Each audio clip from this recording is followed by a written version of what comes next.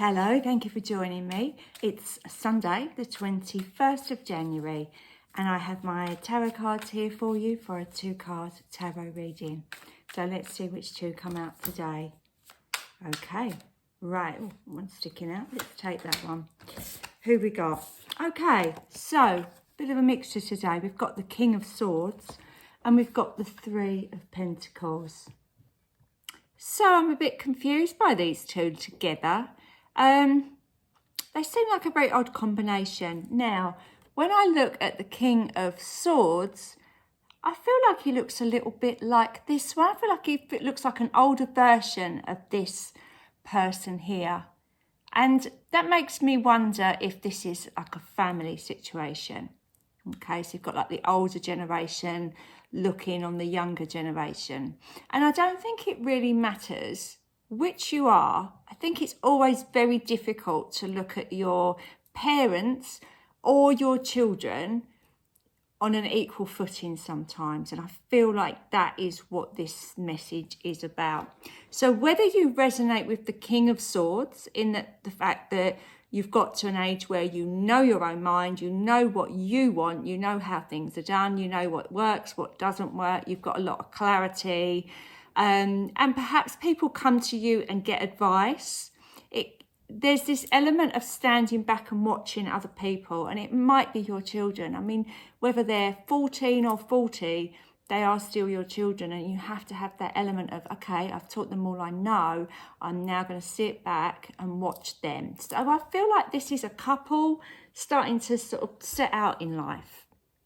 So maybe that is, resonating with you in a little bit, and you're actually the person whose parent is watching you start something new. And again, it doesn't matter what our parents' ages are, we still go to them for advice if we can, if we're able to.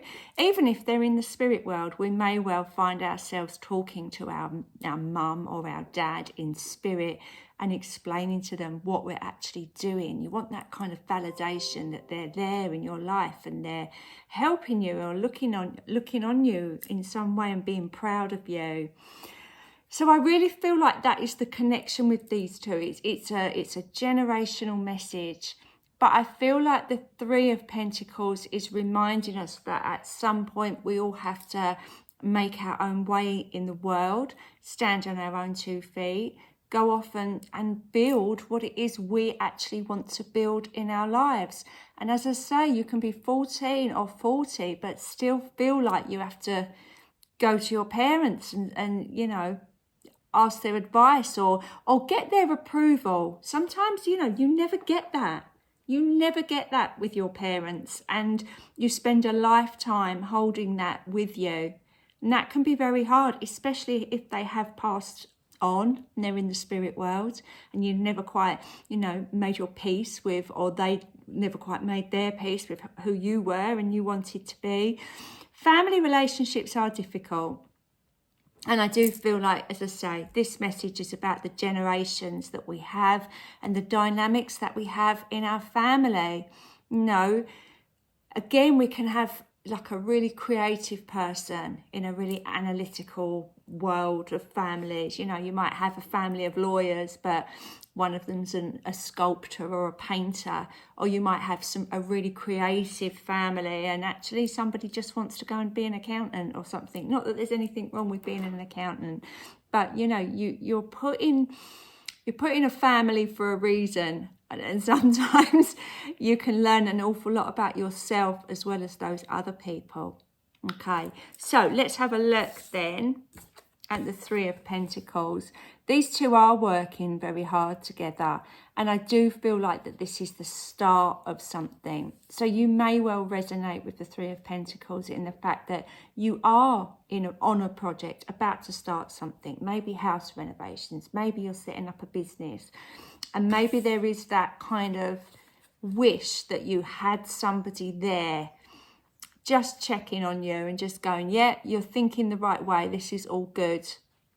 And don't forget, we've always got the answers within us. We don't necessarily need to go to somebody else. That King of Swords could actually be an aspect of your own personality that you need to draw on to get rid of your anxieties and your fears and your worries that, you know, this whatever it is that you're undertaking is the right thing for you. You'll know that in your heart. You don't necessarily need the approval of anyone to do what you want to do. So I hope that helps.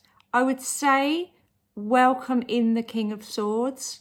I know if you do resonate with somebody in the King of Swords that you feel is someone that's always right, there's different aspects to his personality. So try not to be judgmental when you look at the King of Swords, because he may well be there to just, you know, give you an amazing bit of clarity or help and advice that will really, really help you. So try not to block any King of Sword energies that come in.